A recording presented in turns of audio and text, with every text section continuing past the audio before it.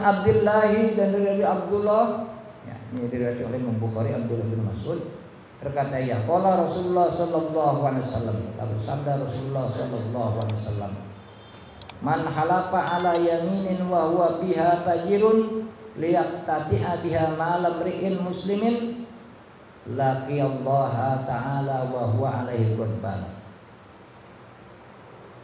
Barang siapa yang bersumpah ala yaminin atas satu sumpah, wa huwa biha fajirun, sedangkan dia itu emang orang fajir, dia sih emang kenal sumpah jadi lalap sama dia.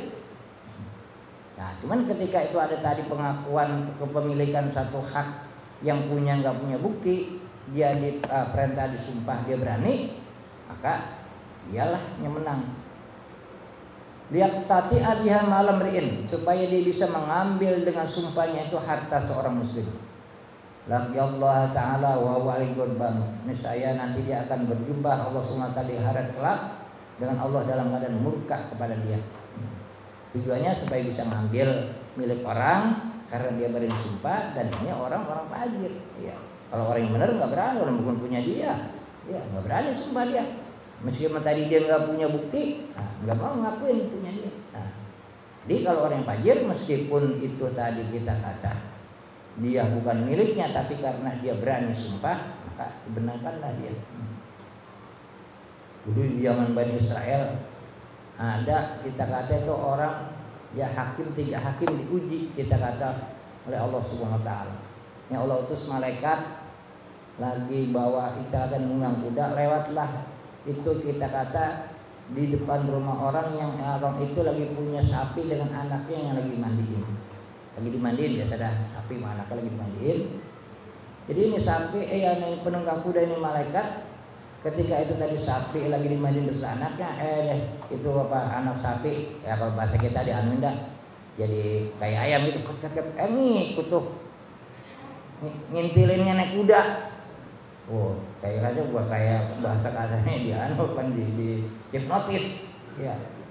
Lah yang punya sapi kebingungan, ini apa cara ini anak sapi ngikutin kuda. Berperkaralah 2 orang ini, berperkara datanglah kepada 3 hakim. Yang pertama ini tadi malaikat yang udah kita kata Allah utus menguji hakim, kasih duluan tuh nih menyanyi perkara atur. Oh, ntar caranya bagaimana? Kalau emang ini anak samping ikutin kuda saya, berarti saya menang ya. Ikutin tuh aturan perkaranya. Menang kalau anak samping diujinya begitu, bagaimana pembuktiannya? Lihat aja tadi anak samping ngikutin sapi apa ngikutin anak kuda saya? Ngikutin kuda, menang dia yang pertama. Yang kedua begitu juga, karena disogok.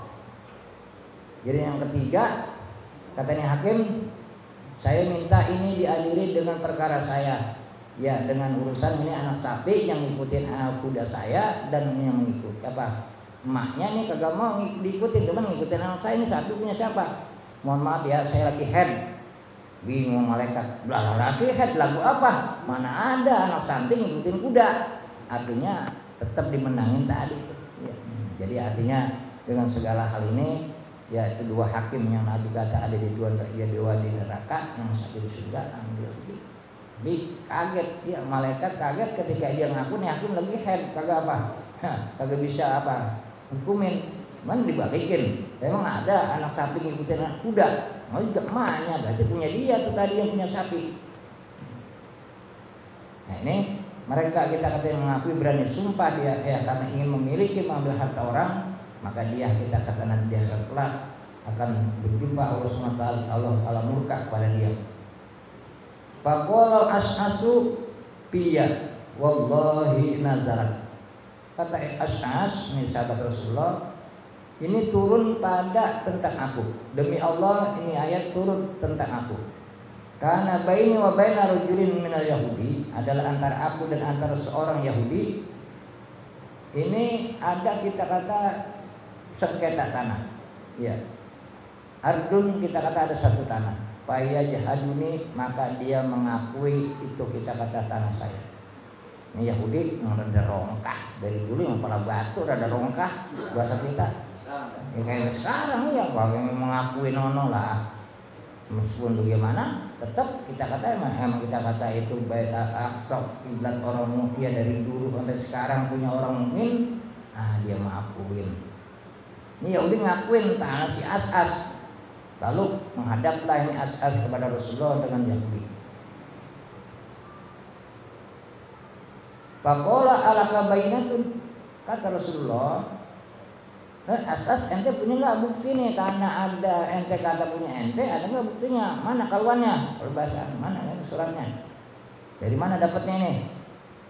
Kata si Asas, untuk lah nggak ada ya Rasulullah. Iya, orang tadi berusaha dibagi sama bapak saya, soalnya.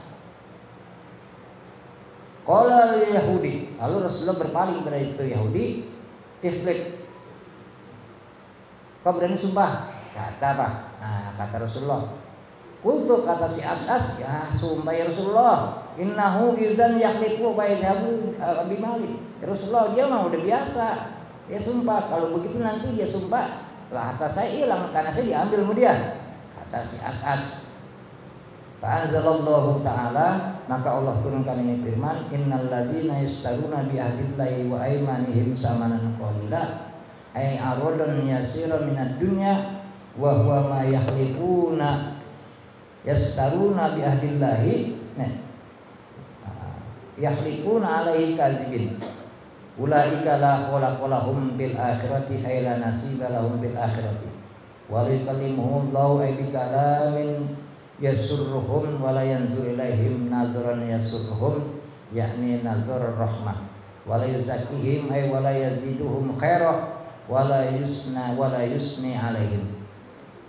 Maka turunnya ayat, sungguhnya mereka orang-orang yang membeli dengan ayat membeli kita kata janji Allah dan kita kata itu sumpah mereka dengan nilai yang kecil, ay aradun yasira minad dunya, artinya dari harta yang sedikit daripada dunia, bahwa ma yakhliquna alikadzibin, sedangkan itu yang mereka sumpahkan lakukan sumpah adalah dusta, ulaika la khalaqalahum bil akhirah, maka mereka lah tidak ada bagian bagi mereka nanti di akhirat. La nasiba lahum bil akhirah, tidak ada tuh bagian kita kata pahala di akhirat.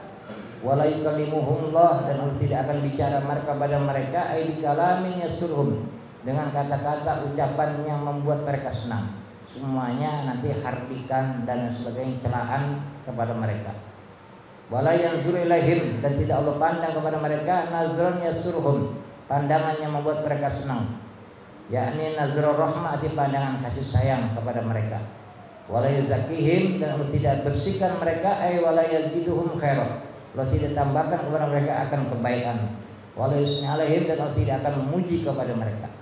Jadi seluruhnya yang Allah timpakan kepada mereka yang berani itu sumpah dengan kedustaan, sisa yang tadi dan sebagainya, ini bagian yang namanya dosa besar.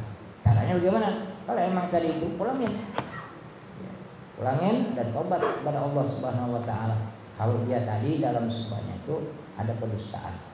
Kadang-kadang kita untuk ya bisa itu beralih kepada kita dengan beraninya kita sumpah dengan ini dengan itu segala macam, bukan hanya harta, tapi dengan lain sebagainya. Kalau emang itu enggak boleh dilakukan, jangan dilakukan. Tapi karena dia berani sumpah, maka disumpahlah tuh untuk kita kan demi meloloskan, demi untuk bisa mengambil berbagai macam peluang yang ada. Nah ini kaitan dengan sumpah palsu. Jadi banyak ini asbabun nuzulnya ayat kaitannya perseteruan antara kita kata orang mukmin dengan orang Yahudi.